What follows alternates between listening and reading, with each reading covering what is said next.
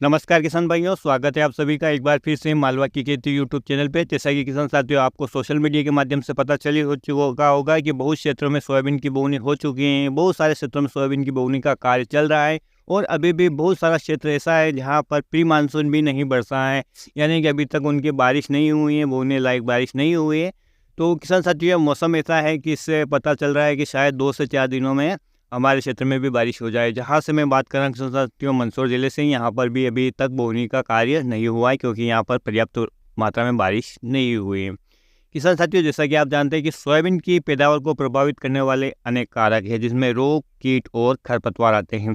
साथ ही साथ मौसम भी आता है। लेकिन किसान साथियों, जिन कारक को हम एडजस्ट कर सकते हैं या जिनमें हम फेरबदल कर सकते हैं, उनका यदि हम सही समय पर प्रबंध कर ले तो निश्चित रूप से हम थोड़ा बहुत उत्पादन तो बढ़ा सकते हैं। आज हम बात करने वाले हैं ऐसे ही मेन कारक की जो आपकी फसल का 10% से 50% तक उत्पादन प्रभावित कर सकता है किसान साथियों, और वो है खरपतवार प्रबंधन। खरपतवार यानी आपकी बोई हुई फसल के अलावा जो अन्य अवांछित पौधे आपके खेत में उग जाते हैं, इन्हें खरपतवार कहते हैं।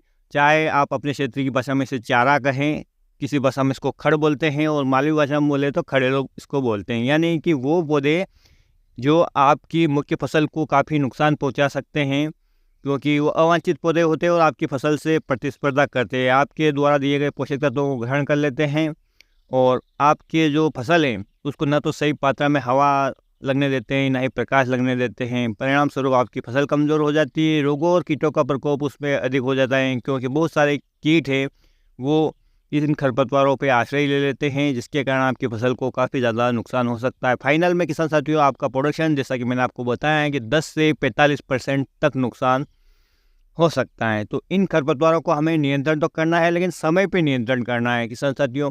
समय समय का फेर है, यदि समय पे कोई कार्य कर लिया जाए तो निश्चित रूप से उसका फायदा हमें देखने को मिलता है। खरपतवार नियंत्रण के लिए किसान साथियों अनेक विधियाँ अभी प्रचलित हैं, और जो सबसे ज़्यादा प्रचलित विधि अभी इस समय जो चल रही है ट्रेंडिंग में, वो है रासायनिक विधि, यानी हर्बिसाइड का प्रयोग करके। किसान साथियों, खेतों में भी विभिन्न प्रकार के खरपतवार होते हैं, जैसे चौड़ी पत्ती वाले खरपतवार और सकरी पत्ती वाले यानी घास कुल के खरपतवार और मोथा कुल के खरपतवार। कुछ खरपतवार नाशक ऐसे होते हैं जो तीनों प्रकार के खरपतवार को कंट्रोल करते हैं, और कुछ ऐसे होते हैं जो सिंगल यानी कुछ घास कुल के वाले पत्ते को जो खरपतवार हैं उनको नियंत्रित करते हैं, तो कुछ मोथा कुल के जो खरपतवार हैं उनको नियंत्रित करते हैं। किसान साथियों, यदि आप छोटे किसान हैं तो मैं कहूँगा कि आप रासायनिक विधि की ओर न जाते हुए यांत्रिक विधि या मैनुअल विधि की ओर जाए। यांत्रिक विधि में किसान साथियों वे सभी विधियाँ, यानी कुल्पा या डोरा चलाते हैं आप, चाहे वो ट्रैक्टर से चलाए, चाहे बैलों से चलाए, चाहे मोटरसाइकिल के जुगाड़ से चलाए, यानी किसी भी प्रकार का कृषि यंत्र से यदि आप कतारों के बीच से खरपतवार हटाने का काम करते हैं तो ये यांत्रिक विधि कहलाती है। और ये बहुत अच्छी विधि किसान साथियों पुराने काल से बैलों से चली आ रही थी, लेकिन अब बैल इतनी संख्या में है नहीं हमारे किसान भाइयों के पास, इसलिए उन्होंने यांत्रिक विधि में मशीनों का प्रयोग करना शुरू कर दिया। ट्रैक्टर से चलने वाले जो कतारों के बीच से निकलने वाले यंत्र हैं, साथ ही साथ मोटरसाइकिल से चलने वाले जुगाड़ भी किसान भाइयों ने बना लिए हैं, और छोटे छोटे पावर वीडर और इसी प्रकार के कृषि यंत्रों से भी खरपतवारों को निकालने के जुगाड़ किसान भाइयों ने बना लिए हैं। साथ ही कुछ किसान भाई, बहुत ही जो छोटे सीमांत किसान हैं, वो हाथों से यानी मैनुअल विधि से भी खरपतवार को निकालते हैं। तो किसान साथियों, यदि हर्बिसाइड से हम खरपतवार को नियंत्रित करने जा रहे हैं तो उसके कुछ नुकसान भी हैं, वहीं कुछ फायदे भी हैं। नुकसान ये है किसान साथियों कि आपके खेत की मिट्टी में जितनी ज़्यादा मात्रा में केमिकल जाएगा, निश्चित रूप से आपकी खेत की मिट्टी का जो स्वास्थ्य है उतनी ज़्यादा मात्रा में ख़राब होगा, उसकी उपजाऊ क्षमता घटेगी। और यदि आपने खड़ी फसल में खरपतवारनाशी का प्रयोग किया है तो आपकी फसल को भी झटका लगेगा, उसकी ग्रोथ रुकेगी।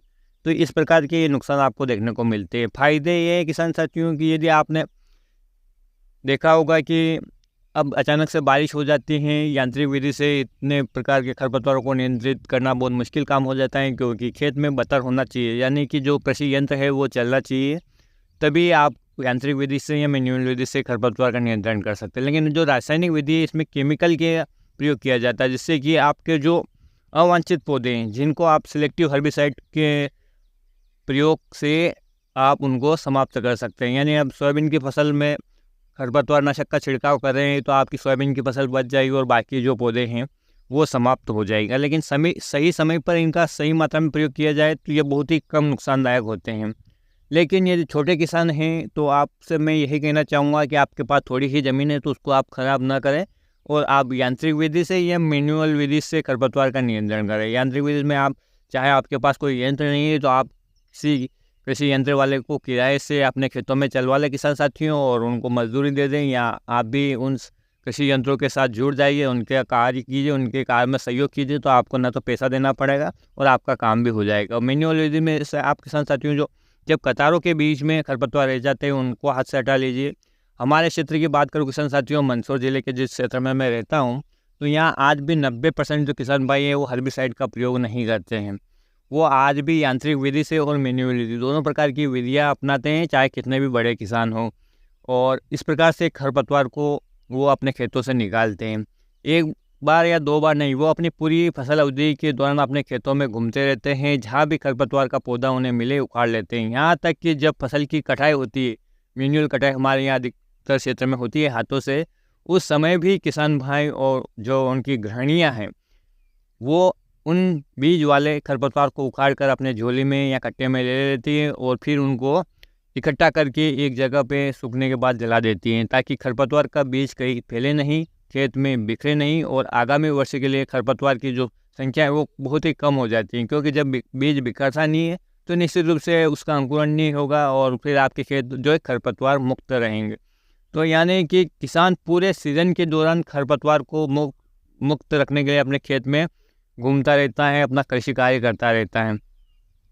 वहीं किसान साथी, यदि आप रासायनिक विधि यानी हर्बिसाइड से खरपतवार का नियंत्रण करने जा रहे हैं तो भी आपको उसको समय पे नियंत्रण करना है। वैसे मैंने एक वीडियो में आपको बताया था कि आप बहुत ही अच्छा है कि बुआई के 48 घंटों से 72 घंटों के भीतर जो प्रयोग किए जाने वाले हर्बिसाइड है उनका प्रयोग कर लीजिए। और यदि आपसे ये नहीं होता है या समय पे नहीं कर पाते आप, तो किसान साथियों जब आपकी फसल 10-12 दिन की हो जाए, उस समय से फूल आने की अवस्था तक के लिए भी बहुत सारे हर्बिसाइड हैं जिनका प्रयोग आप कर सकते हैं। लेकिन इसके नुकसान ये है कि आपकी खड़ी फसल को झटका भी लग सकता है, और जब वो खरपतवार बड़े हो जाते हैं तो किसान साथियों इनको थोड़ा ख़त्म करना थोड़ा मुश्किल काम होता है। साथ ही साथ बहुत सारी कंडीशन होती है कि खेतों में अच्छी नमी होना चाहिए और सही मात्रा में सही खरपतवार नाशी का प्रयोग करके आप इन खरपतवारों से अपने खेतों को मुक्त रख सकते हो। इस प्रकार से आप अपनी फसल का उत्पादन 10 से 45% तक बढ़ा सकते हैं।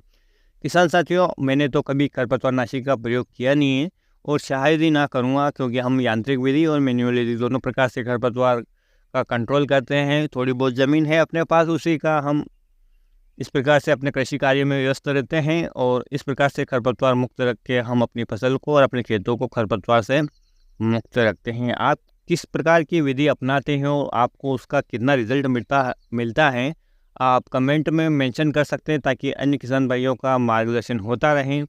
तो किसान साथियों, यदि आप जानना चाहते हैं कि कौन से खरपतवारनाशी बुआई के बाद प्रयोग किए जाने चाहिए या जब फसल 10 से 12 दिन की हो जाए तब कौन से खरपतवारनाशी का प्रयोग करना चाहिए, तो आप कमेंट में मेंशन कर सकते हैं। मैं आवश्यक जानकारी आपको वीडियो के माध्यम से दे दूंगा। तो किसान साथियों, आज के वीडियो में इतनी जानकारी थी। उम्मीद करता हूँ कि यह जानकारी आपके लिए हेल्पफुल रहेगी, और यदि ये जानकारी आपको पसंद आई तो वीडियो को लाइक और अन्य किसान भाइयों के साथ शेयर करना ना भूलें। फिर मिलते हैं एक नए वीडियो में एक नई जानकारी के साथ। तब तक के लिए जय हिंद, जय जवान, जय किसान।